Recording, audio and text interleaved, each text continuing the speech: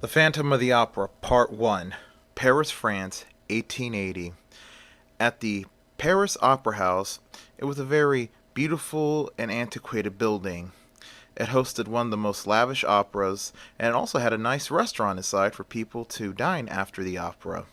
Well, the opera house was going to change hands. The old owners, Maurice Pleyel and Albert Rainier, were selling the opera house and the company over to young businessmen Philippe de Chagny and his younger brother Raoul de Chagny, two men of the nobility, whose father was a well-known count. Well, as the men signed the paperwork over to the new owners, Maurice decides to warn the two brothers, and he says to them, "Gentlemen, I'm sure you know, it's very common knowledge in the city. Messieurs, the opera house is said to be haunted by a phantom." Raoul laughs. "Oh, please, Monsieur Maurice, we're not children. We don't believe in the opera ghost." Albert says, "Well, I don't believe in the opera ghost either, messieurs, but there is somebody that always sits in box 5. No one sees him comes in, no one sees him leaves. And the ushers claim it is the phantom. Either way, he's allowed to haunt box 5 because he always pays. He pays very well for box 5. So as long as he pays, he's free to haunt box 5, says Albert with a slight chuckle. Raoul also laughs.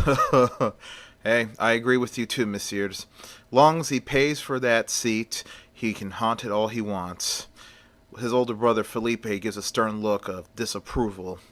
Felipe then says, "Either way, there will be no more talk about the phantom here. I'm going to revitalize this theater, and we're going to get more people to come here. First thing I'm going to do is talk with all the workers, and there will be no more mention of the opera ghost or talking about the opera ghost," says Felipe. Raoul says, "I do agree with you, brother. I agree with you." Well, the men shake hands and part their ways. Meanwhile, in the main auditorium of the opera house, the company was rehearsing for their new opera that was going to premiere in a couple nights. It was Goethe's Faust, a very popular opera, and it was the company's first time going to perform it, especially under the new ownership. As the rehearsals were underway, everybody was singing and practicing their songs when all of a sudden a sandbag breaks free, swings, and almost hits the young understudy of the opera, Christina Day, a beautiful woman of 21 with long blonde hair. She was quite the beauty. She was this understudy to the opera's prima donna, Carlotta Drake, a woman a couple of years older than her with jet black hair and a real nasty attitude. Well, Christina quickly moved out of the way of the swinging sandbag. The sandbag hits the scenery background, breaking the scenery background. Well, everyone panics and was in shock. Even Carlotta looked up to the catwalk and was screaming at poor Joseph Bouquet, the scenery changer that was up there trying to change the scenery. She says, "You blithering idiot! Can't you watch what you're doing? He almost hit me." Joseph says, "Mademoiselle, I am terribly sorry." Soon the two brothers run up to the stage and they ask everybody if they were okay. Everybody said yes, but Carlotta got very nasty and she says, "Oh yes, I am okay, messieurs, but I swear, now that you own this company, you should replace all the workers with more competent workers. I almost got killed by one of your worthless workers." Then Joseph shouts from above and he says, "But messieurs, it was not my fault, it was the phantoms." Suddenly, Felipe got angry and he says, "Listen to me, Joseph. That was not the phantom's fault, it was your fault. You were negligent in your duties." Then he turns to look at everybody and he says to everybody, the performers and some of the stagehands that were there, and he says to all of them, "There will be no more talk of the phantom. As of today, there is no such thing as a phantom of the opera." After Felipe got done screaming at everybody the new rule of the opera house, Raoul quickly runs to Christina to see if she was okay. He says to her, "Christina, are you okay?" Christina says, "Yes. That thing didn't almost hit Carlotta, it almost hit me." Raoul says to Christina, "It's okay, dear. You'll be fine. Listen, I have an idea. Let's me and you go to have dinner after the rehearsals." Christina says, "Oh no, Raoul, as much as I love to have dinner with you, I have too many things to do for the opera. And remember, Raoul, it's the day after tomorrow." Raoul says to Christina, "You don't have to tell me twice. I know. I'm nervous myself." Well, the two kissed each other, and Christina left. Christina and Raoul have been seeing each other for quite some time, and like many men, Raoul hopes to make the young understudy his wife one day. Well, after the rehearsals were over, Joseph, the scene changer, was up in the catwalk again, making sure everything was secured this time. But this time, he was going to have another accident. When he least expected, a figure dropped in front of him in the catwalk, scaring him. Joseph lets out a loud "Oh!" The figure that landed in front of Joseph was wearing an all-black suit. He had a long black cape, and he had a special mask. The top half of the mask was porcelain, and to it was a small fez-like hat that held the mask in place. Beneath the mask was cloth to allow the wearer to breathe easy and probably eat and drink. The masked figure said, "Ah, Monsieur Joseph Bouquet, you said I did something naughty, something you did." Joseph realized who it was. It was the Phantom. He says, "Oh no, no, Monsieur Phantom. I was just trying not to get blamed for almost killing the prima donna." But the Phantom says to Joseph, "But you still blamed me, Joseph. And you know what happens to people that blame me for things I didn't do?" Then the Phantom unsheathes a giant dagger. Felipe starts getting scared. Then the Phantom attacks him. Later, in Christina's dressing room, she had changed out of her costume and into her normal clothing. She was looking into the vanity mirror, fixing her hair, when she heard the familiar voice, "Christina, Christina, are you there?" Christina responds back, "Yes, I'm here, Angel Music. I am here." Then the voice in her room says, "Excellent, Christina. Let's begin your lessons."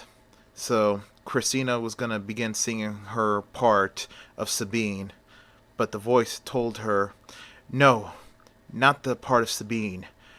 The day after tomorrow, you will do the part of Marguerite." Christina responds back and says, "But no, Carlotta Drake is doing the role of Marguerite." The voice says, "No, no, my sweet, you will do the voice of Marguerite. I have put the plans in motions." He then says to her, "Now sing the part of Marguerite." So she begins singing the part of Marguerite. After she was finished singing the part of Marguerite, the voice says, "Excellent, Christina. Now, the day after tomorrow, the people of Paris will hear you sing for the first time, and they shall be in awe." Then he stops talking. Christina figures that he has gone back to the other world, heaven. But unbeknownst to Christina, the voice that she thought is the angel music is not the angel music, dear listeners. It's the voice of the Phantom, guiding his love interest and what he hopes one day to be the woman that will sing his magnum opus, Don Juan Triumphant. The day after tomorrow, it was the premiere night of Faust. As everybody was hurrying, getting themselves ready, dressing up in costumes, the orchestra in the orchestra pit were testing out their instruments, making sure it was in tune, and the guests were arriving. One of the big name guests that were arriving tonight was a man by the name of Anatole Garonne. He was a famed opera critic, and his review of the opera can make and break new owners and the performers tonight.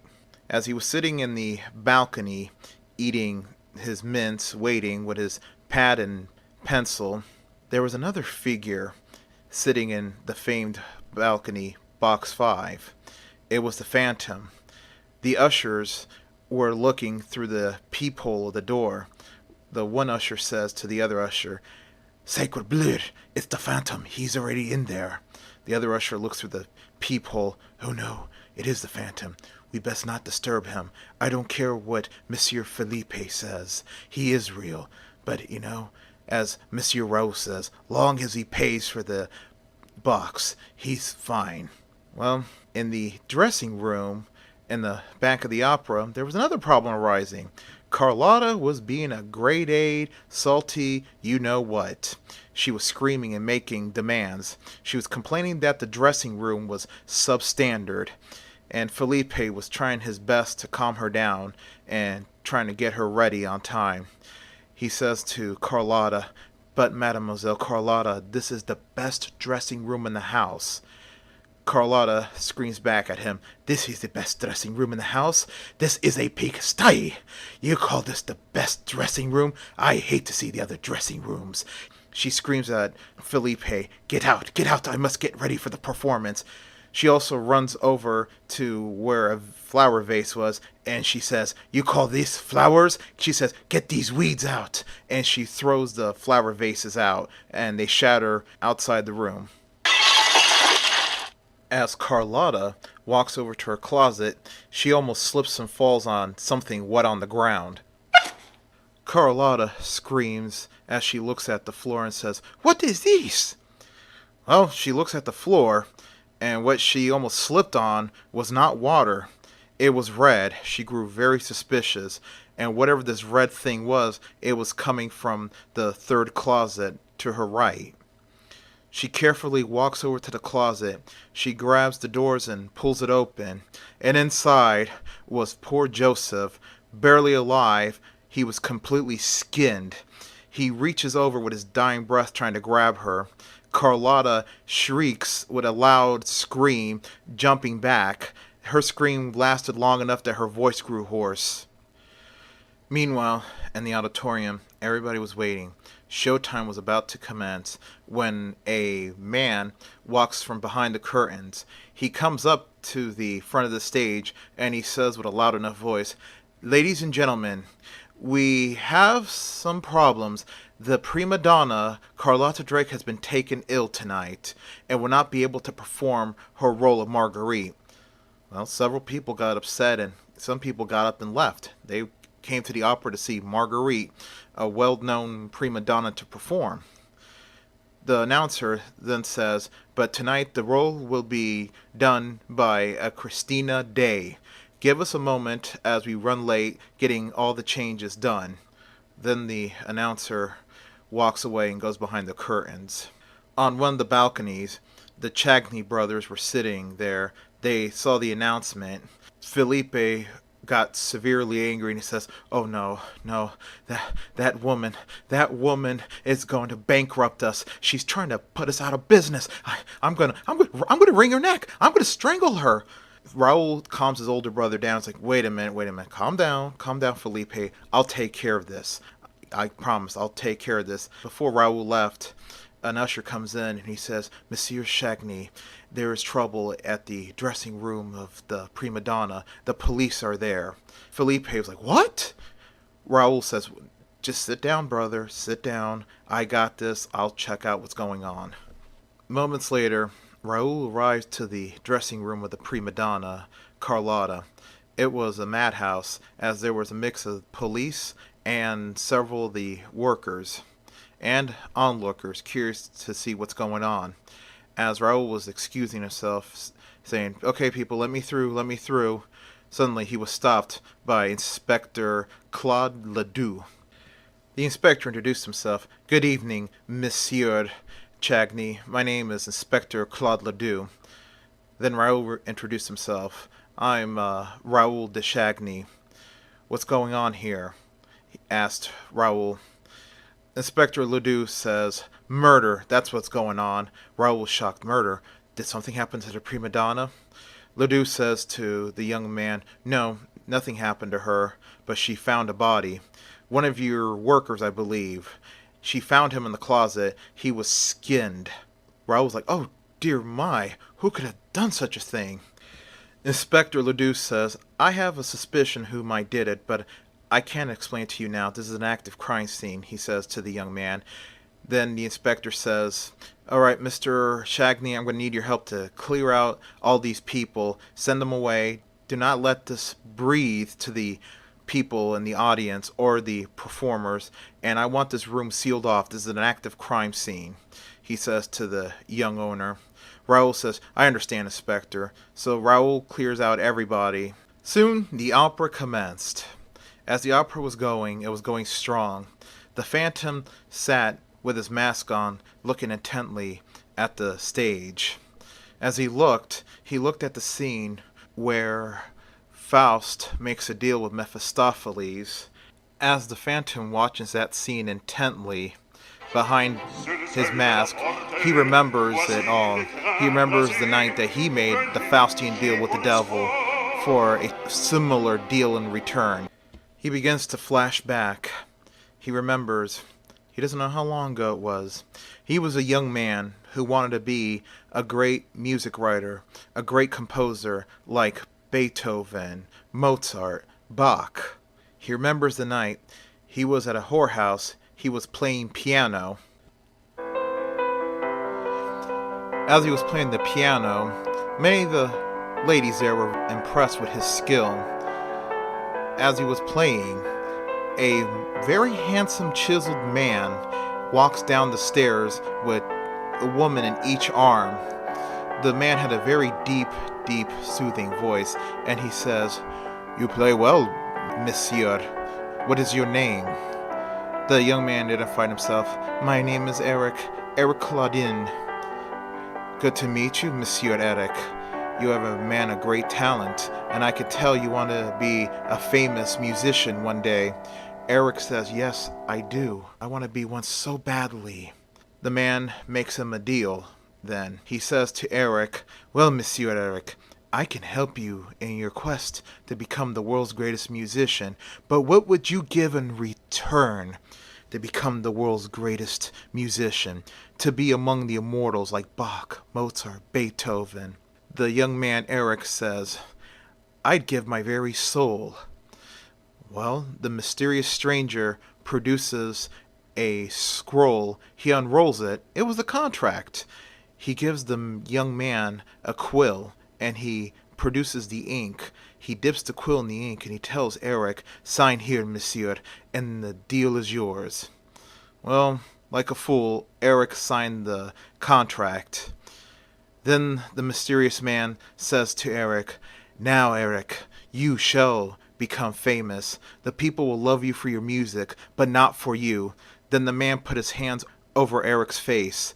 Suddenly, Eric felt a burning sensation in his face, and it was over. The man disappeared, and Eric was disfigured.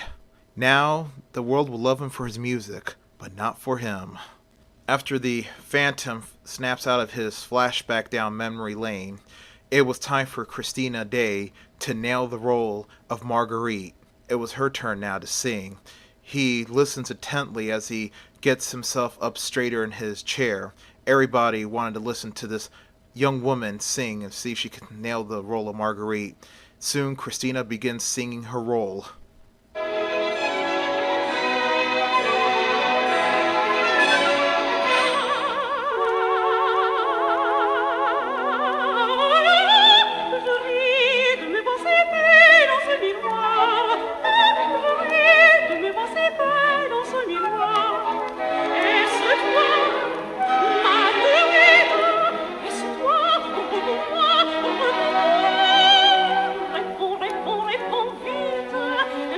Everybody in the audience was wowed by her voice, by her abilities.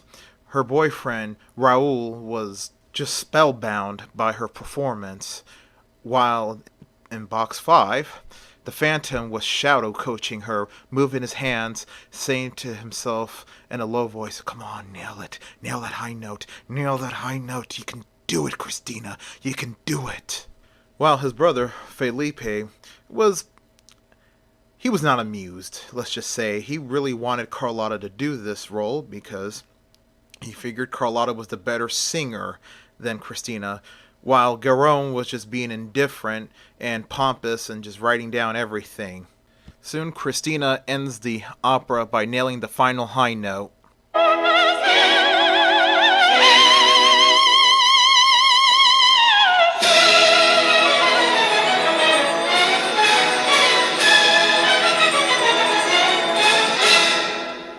After her part was over, the entire auditorium erupts in a thunderous applause.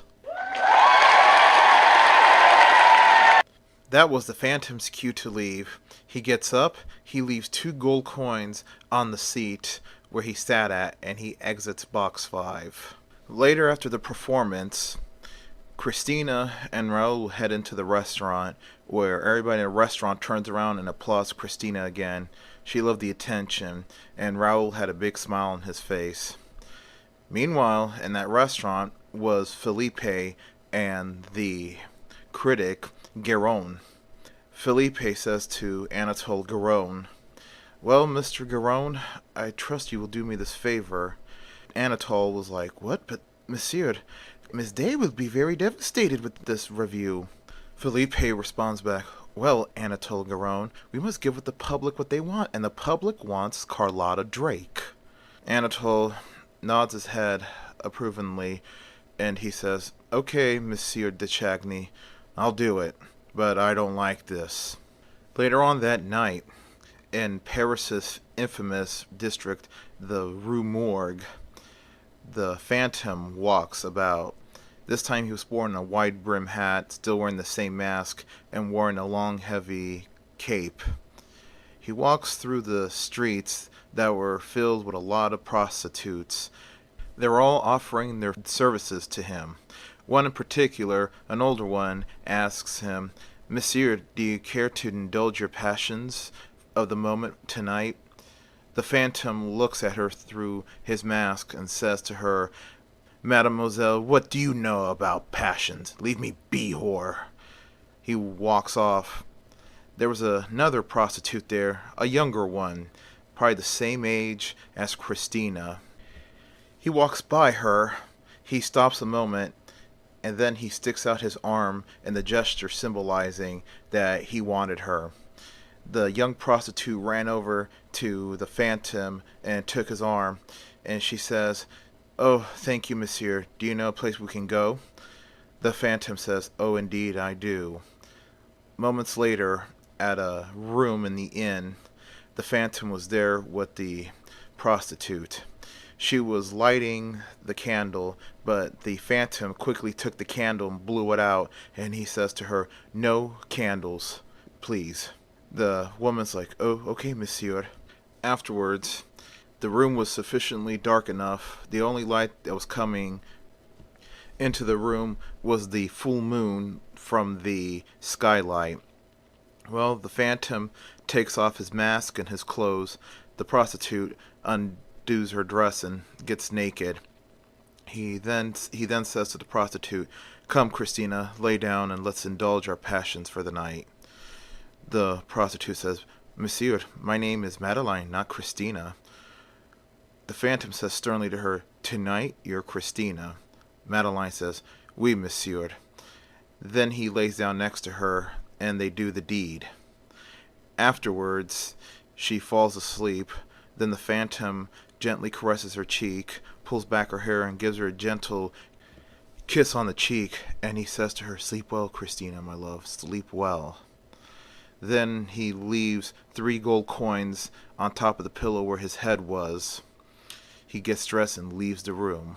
Later on that night, he was at the local pub having a drink. As the barmaid comes up and she says, "Care for another drink, monsieur?" The Phantom says, "No, mademoiselle, I had enough for the night." He then proceeds to pay her with 1 gold coin by placing it on the serving tray that she was carrying. As she was walking back to the bar, there was a table with 3 ruffians there. The one ruffian stops the barmaid and asks her, Catherine, who's your friend over there? The barmaid says, that's my friend. He's a musician, a composer. He writes music, and he values his privacy. As she was going to walk off, the ruffian stopped her again and said, really? He values his privacy. He also noticed on her tray the gold coin, and he also likes to pay in gold as he picks up the gold coin, looks at it, and then puts it back on her serving tray. And he says to his 2 other friends, boys, looks like tonight we found us somebody who's loaded in gold. And the 2 other men laughed. Moments later, at a darkened, secluded street in the Rue Morgue, it was about 3 in the morning, and the streets were dead quiet, except for a lean dog that was walking by, and the Phantom, who was walking back to his lair deep beneath the Paris Opera House. As he was walking, the 3 ruffians at the pub come up to him and say, excuse me, monsieur, we are wondering if you could spare us some change. We are 3 poor men, and I have a friend here who's sick and needs money for laudanum, the only thing that keeps his illness at bay. The Phantom, not being stupid, says from behind his mask, leave me alone, gentlemen. I'm not the one you want to mug tonight. The lead ruffian said, well, monsieur, the man who carries gold on him is asking to be mugged.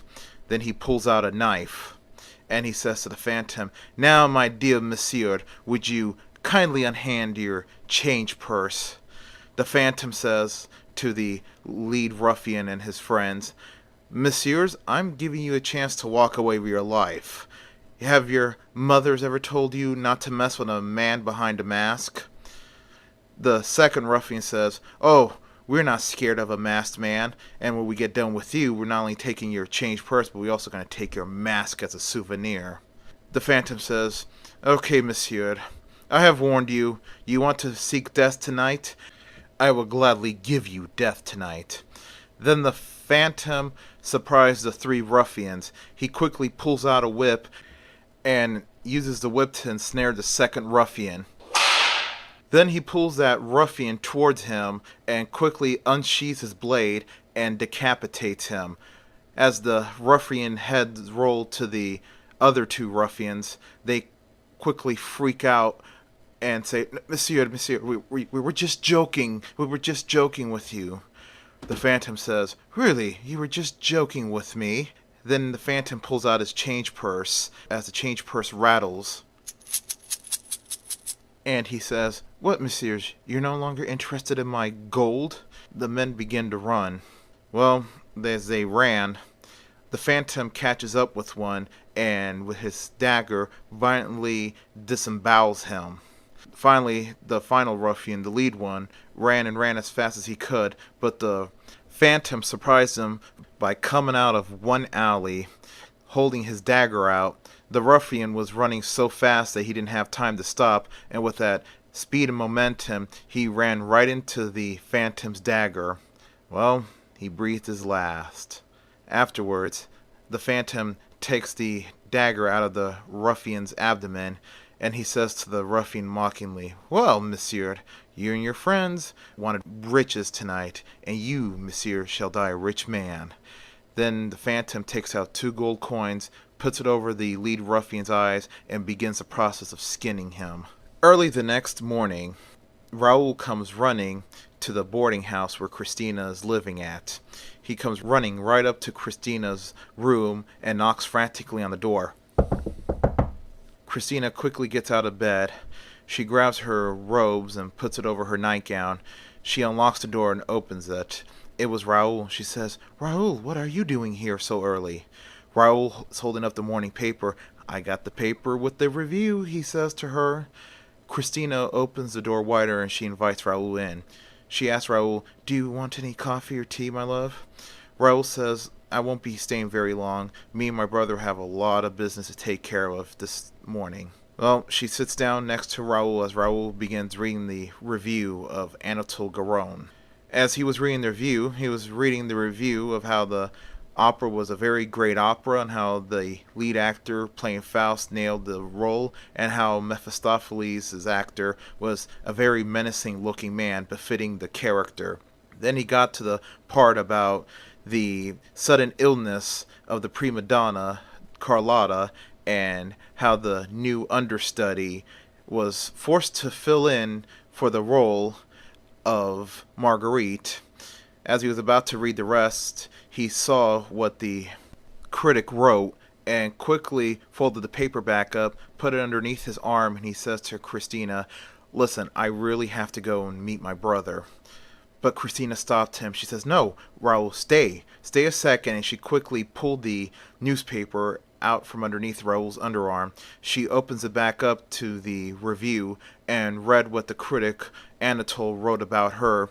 He said in very hurtful words, "Even though Christina Day has beauty, her voice does not have beauty. It is lacking in many things and still needs many years of training before he can match the power and the angelic beauty of the prima donna's voice." Suddenly, Christina shrivels up the paper, throws it at Raoul, and begins crying. Raoul consoles her, and he says to Christina, "My love, don't worry. He's just a critic. No one really listens to the critic. I mean, the ticket sales said differently last night. You heard the people, the applause they gave you. You did wonderful." Christina says, No, they were just being nice. They didn't want to hurt my feelings. They didn't want to boo or hiss me." Well, Raoul had a problem on his hands now. His girlfriend's feeling was hurt. As he tried to calm her throughout the morning, Anatole Garonne was about to meet with an unfortunate accident at his usual spot. At a Turkish bath, Anatole Garonne was coming in. He was going for a steam room session. The Turkish gentleman who was the manager of the bath said, "Good morning, Monsieur Garonne. Are you going to have your usual done?" Monsieur Garonne says, "No, I'm just going to have a small sit-down in the steam room." The Turkish gentleman said, "Oui, monsieur, we'll get you ready for the steam room." A few moments later, Garonne was inside the steam room. There was another gentleman in there ready. He couldn't see who the gentleman is, for the gentleman's face was completely covered in a towel. He goes up to the burning coals, and he says to the man in the far corner of the steam room, "You don't mind, monsieur, if I pour a little more steam in?" The man said, with a muffled voice behind the towel, "Oui, monsieur, go ahead. Pour more steam. I'm just getting a little chilled myself." So Garonne takes the ladle and pours more water onto the burning coals to make more steam. Then Garonne sits down. The man in the corner gets up and comes closer. He asks Garonne, "Pardon me, monsieur, are you not Anatole Garonne, the famous opera critic?" Anatole Garonne responds back, "Yes, monsieur, I am the man, Anatole Garonne, opera critic." Then the figure in the towel and bathrobes says to Anatole Garonne, "Monsieur Garonne, I read this morning's newspaper. I am much distressed. I was at the same opera last night, and I think Christina Day was a marvelous singer on there, better than that thing they called the prima donna." Garonne says to the toweled man, "Well, monsieur, I am sorry that your taste is not as evolved or mature as mine, monsieur. I am sorry. That Christina Day sounded terrible. She sounded like a dying cat." Those comments of Garonne only further incensed the toweled figure, which doesn't take rocket science to figure out who the toweled figure is. The figure says to Garonne, "Monsieur Garonne, are you sure it was not the acoustics? I could arrange for better seating for tonight's show." Garonne responds back, "No, monsieur, no. It was not acoustics. It's just that Christina Day is a terrible singer, and I won't be able to attend tonight's show. But I wish I could, since the prima donna will be back in her proper role. And as for Christina Day, forget it. I'd rather die than hear that incessant child do that crying that she calls singing. Well, the toweled figure began taking his rope out, and he began tying it in a Punjabi knob as Garone turned his back to the figure. Then the figure says, Monsieur Garone, I could arrange that as well. And he puts the lasso around Garone's neck and began strangling him. And then he violently slams Garone's head into the wall, smashing it. Later that night at the opera house, the opera Faust was going strong, this time with Carlotta back in her role, recovered from the trauma she experienced in her dressing room. The Chagny brothers were sitting in the balcony with Felipe all big and happy that his prima donna is back singing her proper role. An usher comes up to Felipe and hands him a small letter. Felipe thanks the usher with a small whisper. As the usher left, Felipe opens up the letter. He pulls out a little card that had a skull and crossbone on it. Ah, Felipe said in his mind, who could send such a ghastly letter? Well, he opens the card, and the card read, Think of your sins, you pompous jackass. It further offended Felipe, and he said mentally, oh my. He went to show his younger brother, Raoul. As the opera was going strong and Carlotta was singing the part of Marguerite, her voice was very powerful, and so was the band playing. Powerful enough and high enough to drown out the noise that the Phantom was cutting the chain holding up the 7-ton bronze and crystal chandelier.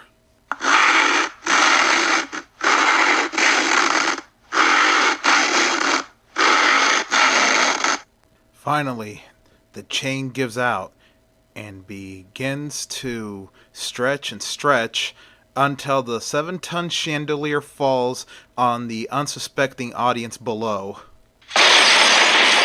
Soon the audience erupts into a panic as everyone flees the auditorium.